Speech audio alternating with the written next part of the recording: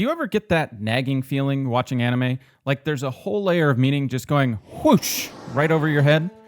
Those subtle cues and unspoken rules often shape the story for the Japanese audience.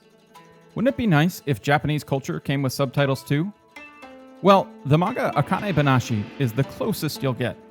On the surface, Akane-banashi is about rakugo, a traditional form of comedic storytelling. But in truth, it's about culture and its subtleties.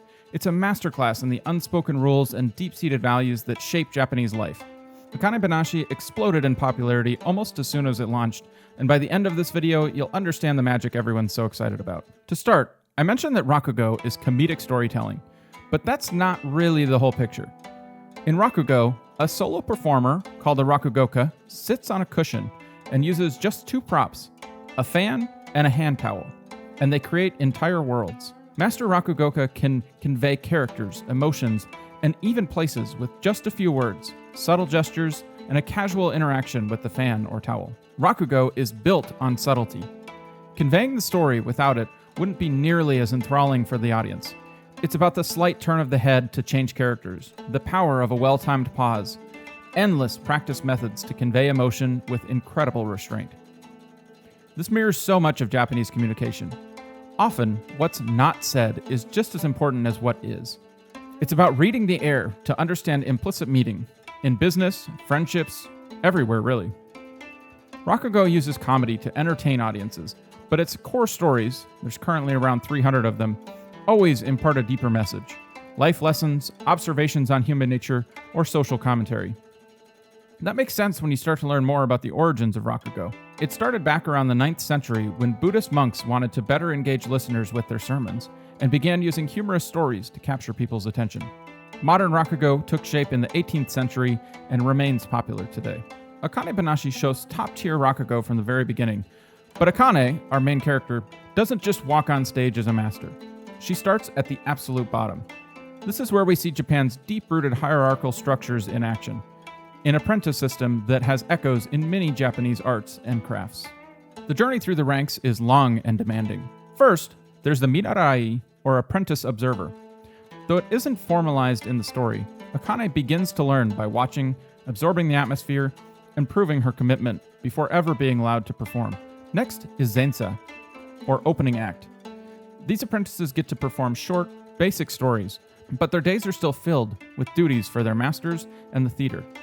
The name literally means before the seat, indicating their role warming up the audience. Then comes futatsume, or second promotion. This is a significant step.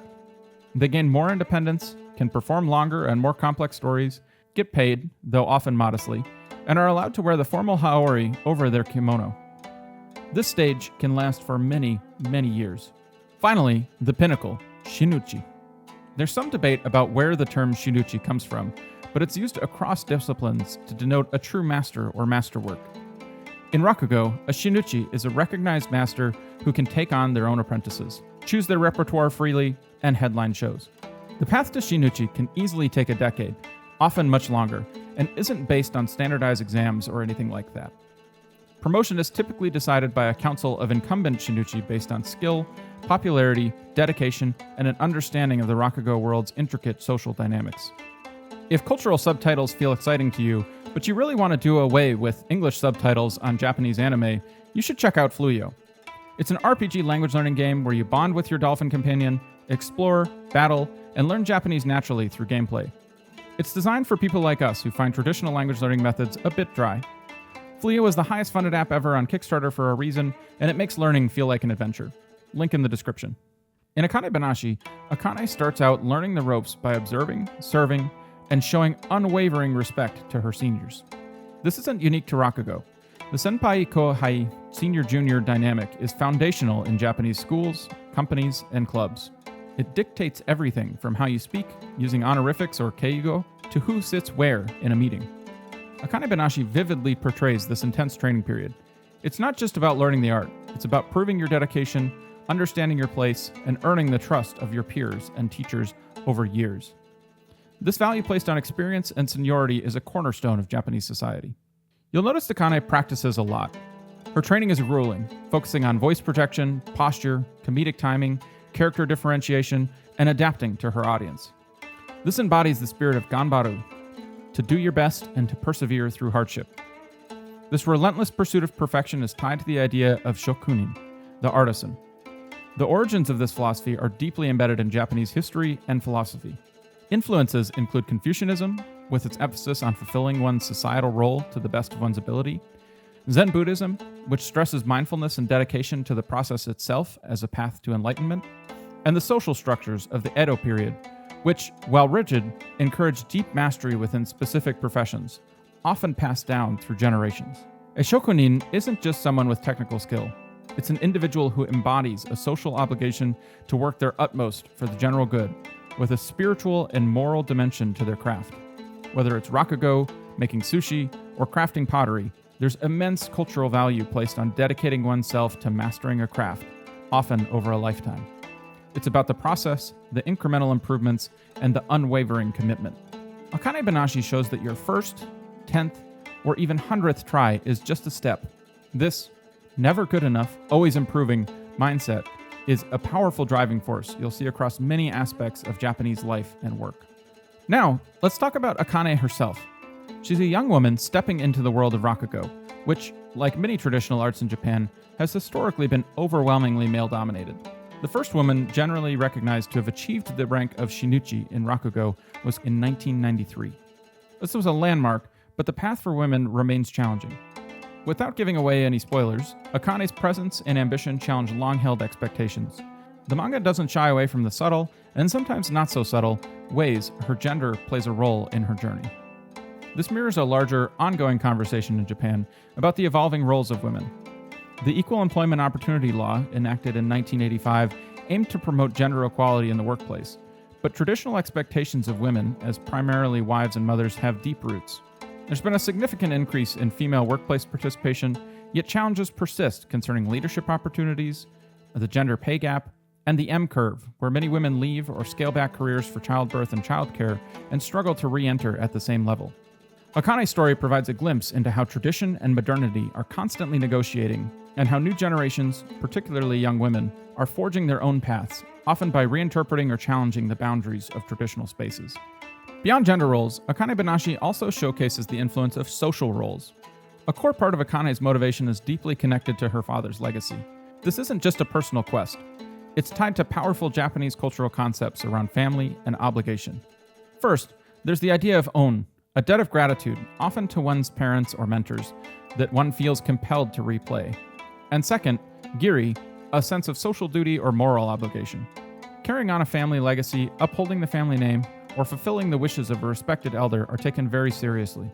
While the traditional system, which emphasized the continuity of the household unit above individual members, has formally diminished, its cultural echoes regarding family responsibility and reputation linger in Japan. This is evident not just in arts like rakugo, where lineage can be important, but also in family businesses and the general expectation to honor one's forebears. Akane-banashi subtly shows how these unspoken obligations can shape a person's life choices. It's a window into why family and lineage often play such a central role in Japanese narratives and real-life motivations. Moving past societal issues, rakugo is a verbal art form, full of puns, wordplay, and shifts in dialect that can be incredibly difficult to translate. But this is where Akane-banashi really does become cultural subtitles through its artistic execution. The manga excels at visually conveying what might be lost in text alone. Space and silence become visualized. An empty panel or Akane holding a perfectly still pose can scream volumes, conveying that meaningful pause so crucial to rakugo and Japanese communication. The mangaka uses everything from exaggerated comedic faces to the subtlest shifts in eye contact or posture to convey internal thoughts or character transformations, much like a live rakugoka. Sound effects and dialogue lettering change in size, boldness, and style to visually represent volume, tone, intensity, or even the texture of a voice. The flow and arrangement of panels guide your eye and control the timing of the story, mimicking how a rakugoka masterfully paces their performance. And small gestures, the way a character sits, bows, or handles objects like the fan or towel, are rendered with an understanding of their cultural weight. These are all common tactics in manga, but their flawless incorporation into the world and performances of Akane-banashi elevate them to a new level. These artistic choices pile up to work in concert, allowing non-Japanese readers to grasp the layers of performance, the unspoken cues, and the emotional undercurrents that make rakugo and by extension, many Japanese social interactions, so rich. It really does feel like cultural subtitles.